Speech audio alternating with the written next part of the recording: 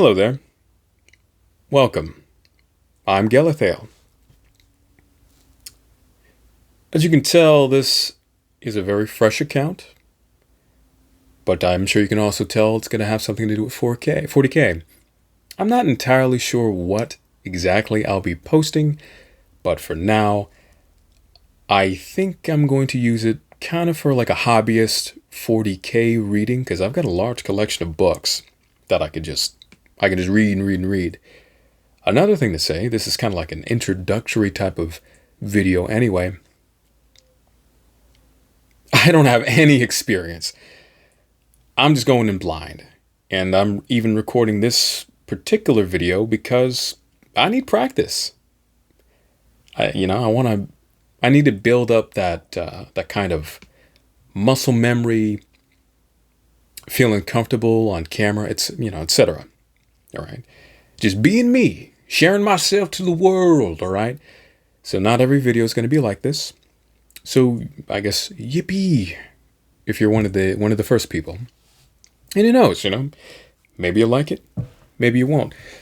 Another thing, I kind of like the thought of recording or cataloging a person's progress, right? When they're dabbling in something they're not familiar with, and then they just, over time, become more and more proficient, more competent. And then you can just watch it all back. See how far you've gone. How good you've become. Honestly, I can't really think of anything else. So today we'll be reading a little bit of this book here, Valdor Birth of the Imperium. I've not gotten very far in this book. I skimmed through the first chapter, and I think that's what I'm going to do for this video too. I'm just going to read between first and second chapter. That's it. It's going to be kind of like a sight read too. And a little warning, I'm not particularly good, okay? So this is going to be a very casual read. Feel free to talk. If anybody is actually out there, feel free to comment. I'm curious as to your insights.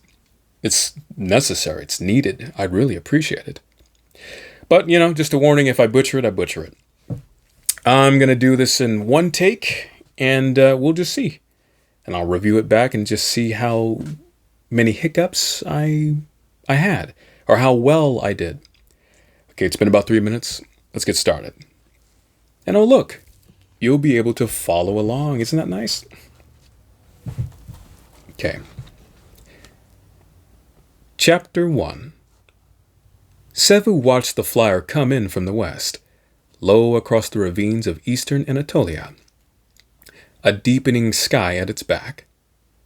He shaded his eyes with a dry palm, squinting against the glare of the slowly sinking sun.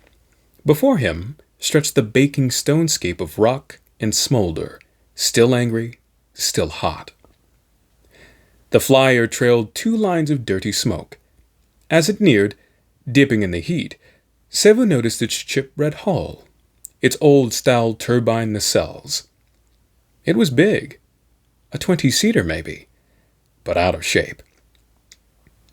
Sevu smiled. Just like her to find a rust hulk. The kind of thing any out-of-luck merchant prince would scrape up from a salvage yard. He couldn't remember the last time he'd seen her in a palace vehicle. All that gold didn't really suit her. He waited, standing still as the dust billowed up around his robes. The flyer extended landing pads, and the turbines swiveled earthwards. In a wine hail of engines it came down, kicking up dry soil across the landing site.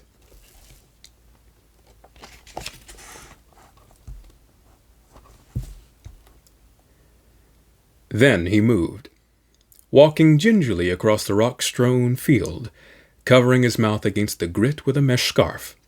The first 2 people out of the flyer were her guards, chainmail armored, environment masked, projectile weapon clutching. Sevu had never discovered what regiment or detachment she took her close protection from. It was hard, even now, to keep track of all the current, semi-current, legal, and illegal military units on a world whose only real occupation for several mortal generations had been killing. Then she emerged, waddling down the ramp, swaddled in gray skirts, clomping her heavy boots, eyes hidden behind thick shades. Her hair was tied up, wrapped around in a red scarf, exposing only patches of her dark, tough skin. Sevu went up to her, extending his hands in greeting. She grabbed them both, squeezing hard. "Sevu," she said. "Madam High Lord," he replied. "Ready to show me?" "Everything," he said. On the journey, two things occurred to him, as if for the first time, despite how often he had made the same flight and even seen the same things. The first was the vastness of the place. Soon after lifting again from the landing stage, locked down in the flyer's hold and pressed up against the smeary viewport, he could see the land wrinkle away towards the curved horizon, a mass of cranial defiles and pale orange mesas. The sky was still a pale blue in the west, darkening at the apex of Atmosphere's dome, and long shadows ran west to east. This country had no settled name. It had been depopulated for hundreds of years, just another casualty of chem-clogged warfare and environmental collapse. So much of the globe was the same. Humanity had clung on during the years of strife, crammed within the iron shells of the great coastal cities that now peered across boiled-off seabeds, but not everywhere. For hundreds of kilometers, thousands of kilometers, there was nothing now. Just the tick of poison detectors and rad counters, the scuttle of six-eyed rodents, the brush of a reproachful wind. This place, he had been told, had once been called Urartu. There had been kings here, just as there had been kings everywhere. Tech warlords with violent courts, barely deserving the many titles they were given. So far, so unremarkable. You could have said the same about the wild steppes of Asia, the teeming weapon factories of Europa, the hyper-cities of Pan-Pacifica, all at one another's throats, gripped by the terror and ecstasy of killing. But there was something about this place, something primordial. And that was the second thing. The rocks were old here, very old. The ruins were old. The watercourses were old. You could smell the age, staining everything, humming softly under a surface cocktail of military-grade chemical spills. Sevu was not a historian. There had only been real historians operating on Terra for a short time, ever since he had brought them back into service, and so the past was to him as it was to almost everyone, a blurry mass of myth and conjecture. But you looked at the rocks here. You ran your finger over them, and you felt where old rainfall had pattered and the hoofprints of extinct animals were preserved.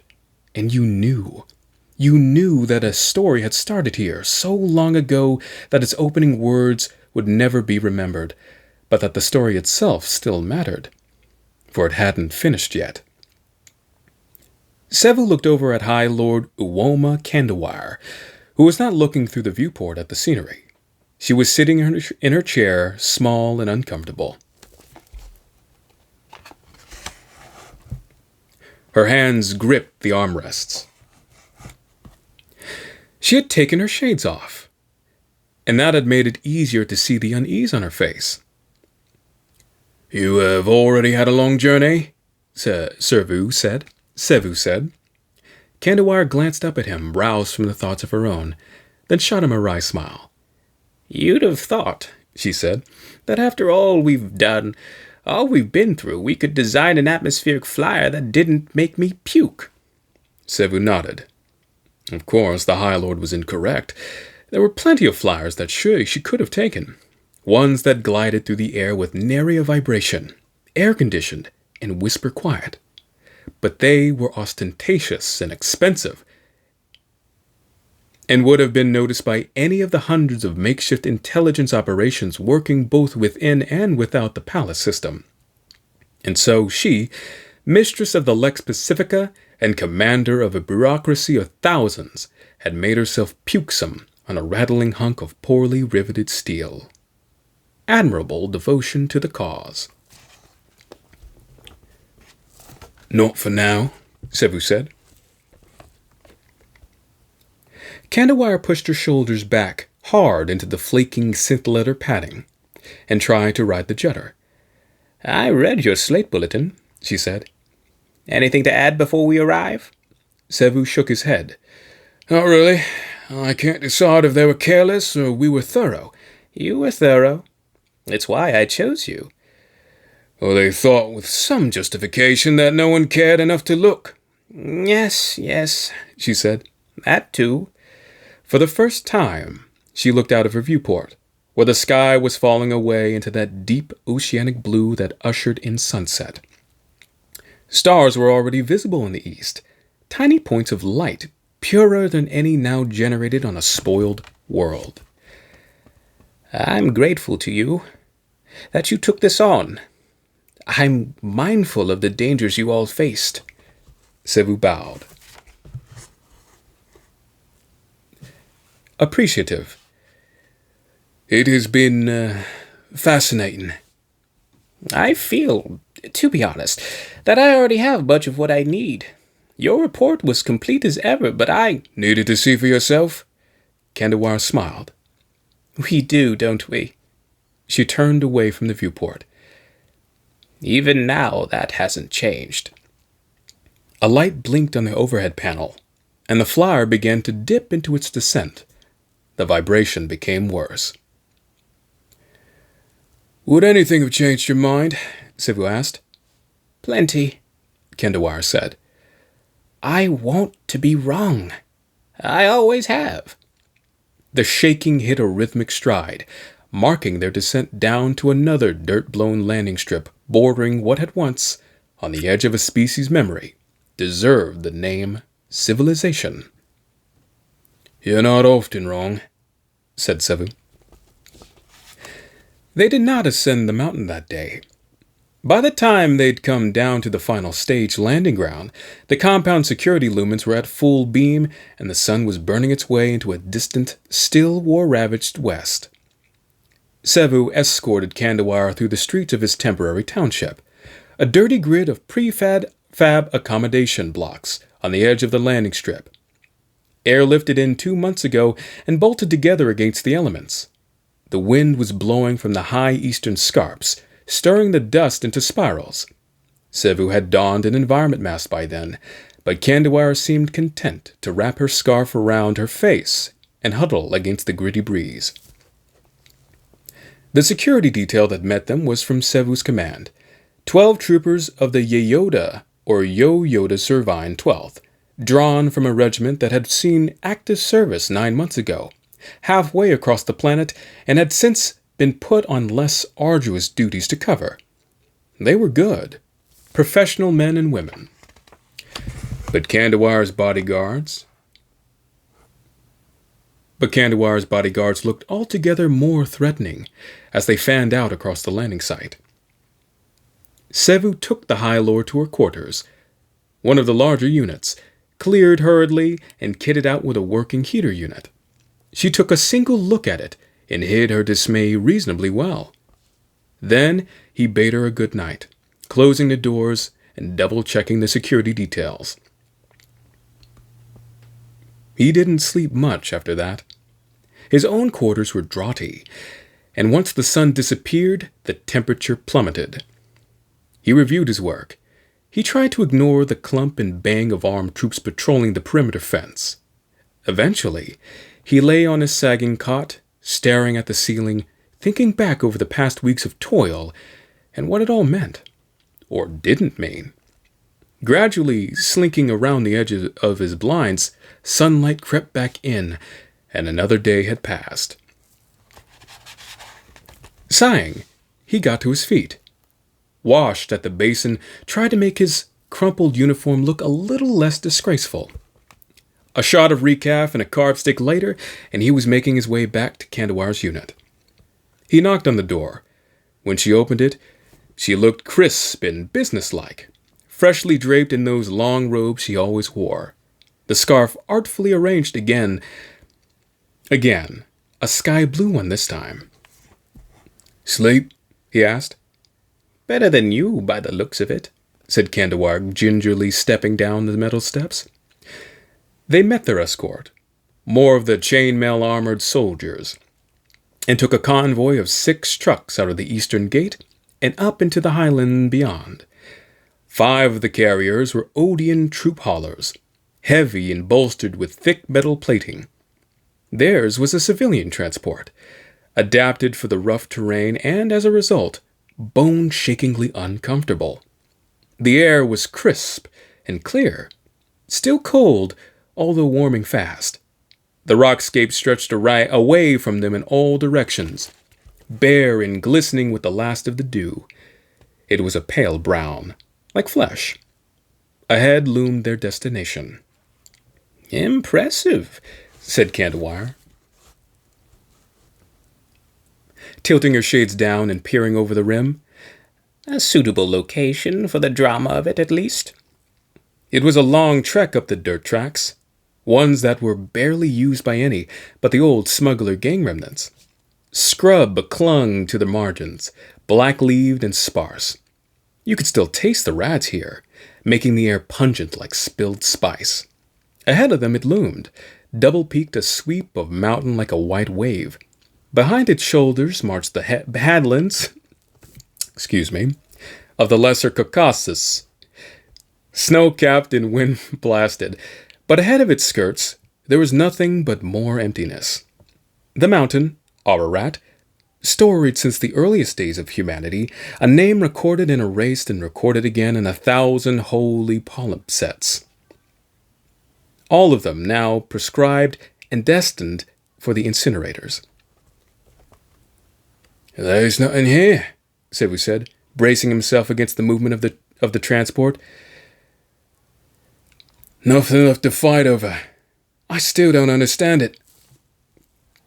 "There's plenty here," said Kandawar. "On the other side of this range, a few 100 kilometers away, there's an empire. One responsible for the death of a whole army. We sent it in. It never came out." Sevu looked at her, startled. "Really?" he asked. "Even now." Kandawar looked like she was enjoying herself. "Its days are marked, of course. All these places, the days are marked. We'll send another army in there one day. It's all about choosing the moment." "So this was a warning here?" Sevu said, cautiously. "A display of strength?" "I don't think so. I think the symbolism was more important." Kandawar rubbed her elbows to get the blood moving.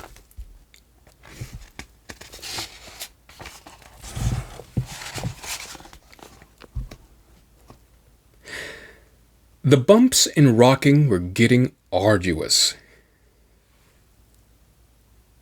"But in a way, it's always been about strength. This whole thing, from beginning to end. The question we should be asking is, what kind?" "And you have the answer to that?" I have an answer to everything," said Kandawar. "The right one, I hope." "No doubt." Now they were climbing together, riding the switched-back trails over deep defiles. It got hotter inside the transports as the sun climbed with them, boiling off the last of the mists and making the air shimmer. The atmosphere became thin, making the engines labor. It took several hours of shaking and revving across the uneven terrain before, finally, the narrow, embedded shaft of Sevu's locator spear came into view. The transport shuddered to a halt, steaming in the sun's glare. One by one, the guards disembarked, looking around themselves warily. Sevu dropped to the ground and offered Kandawar a hand. Then they walked, their limbs stiff, past the meter-high locator spear and out across the massif beyond. Flags snapped everywhere, caught in the strong breeze. Long trenches had been dug across the landscape, 2 meters deep and already scudded with snow. Workers huddled against the biting breeze, some of them with thin strips of exposed flesh under environment wrappers, others with dumb augmentics glinting. They went slowly, both human and servitor, half from the cold, half from the need to pay close attention to what they were doing. Kandawar surveyed the scene, all the while clambering over the frost-glistening gravel. Sevu came with her, poised to offer an arm, should she need one. The cold air was already making his throat ache. "A suitable site," she said, looking back and forth up to the cliffs above. Down to the long snaking road that had brought them here. "I'm not a soldier, you understand." "I understand," said Sevu. She smiled at him, a flash of white teeth. "I can see why they did it here, though."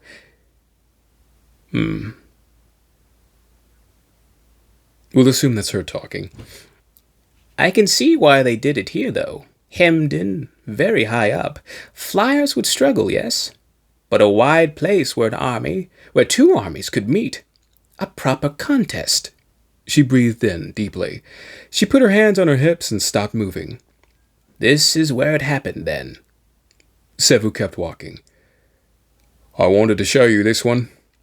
They picked their way between trenches, watched all the way by their chaperones. Kandawar started to pant. This was not her natural element, and her chainmail escorts moved in closer in case she needed them. Soon the trenches fell away behind them, one by one, filled with their gravel-dusted items.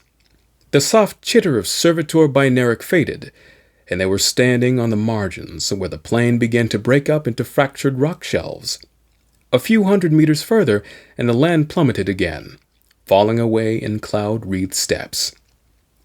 Sevu squatted down beside the flapping skirts of a pinned awning, pushing his visor back as he did so. Kandawar joined him, and he caught a faint whiff of perfume, an urban scent, one worn in the growing cities of the southeast, not something to take into the wastes. He lifted the protective plastic sheets carefully, seeing how the dew clung to the earth underneath them. The objects revealed were small, just fragments of holes, shrapnel, and jetsam. He reached for one of them, picking it up carefully and turning it over in his palm. "We get a lot of these," he said, handing it to Kandawar. She took it, holding it up to the light. "Rapture Imperialis," she said, narrowing her eyes, her fingers rubbing grit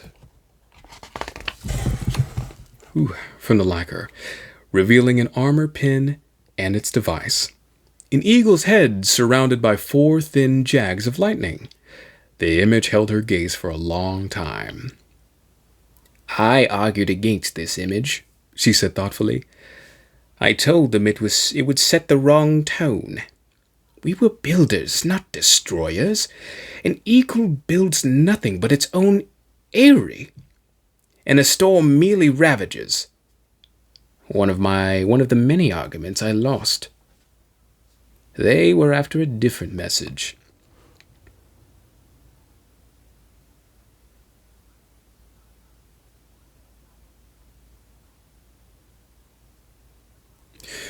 "The armor pieces are mixed. Some analyze as a ceramic compound, something very strong, heat-resistant, something I've seen before." To the touch, some of the fragments are still warm, and they look like gold. Said, "Interesting." "Yeah, well, mister.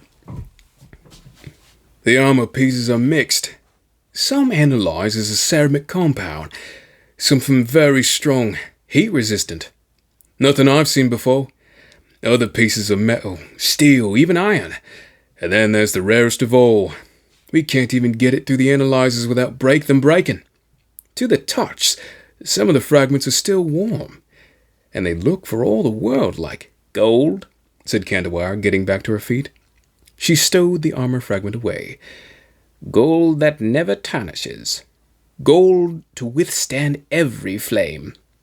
It's not really gold, though. It just looks like it." "I have a lot more to show you," said Sevu.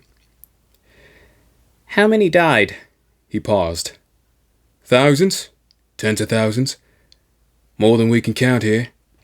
Kandawar nodded. Her fingers, wrapped in linen, curled up. You don't need to. You won't need to. I want you gone in 2 days. I want all this taken down and the compound pulled up. But we haven't. It's dangerous. It's right what they say. The truth is in the earth. Good gravy. She started to walk again, a limping gait that betrayed her lack of conditioning. I've seen all I need to. Like I said, I have no idea why, said Sevu, watching her go.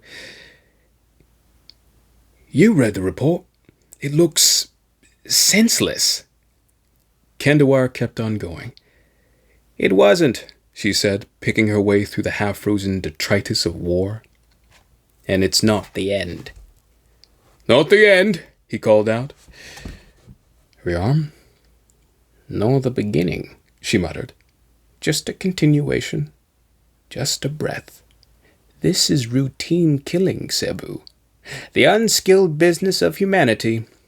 We haven't seen the last of it. Good gravy. Oh, yeah. Well, your boy needs a lot more practice. Man, about halfway, I dropped off. I was like, ooh. But, hey, you're here first. You're here first. All right? You get to see the progress. Well, it's interesting, right? Pretty good book. Anyway, that's about it. Leave your comments. Say something. Say hi. Give a little feedback. Whatever it is. I'm just going to be uploading this kind of raw. I might throw a noise gate on, maybe. Okay, but that's not really the point. The point is just to get a little comfortable. Okay? All right. Come back for part 2. And, yeah. Thanks for being here. Bye-bye.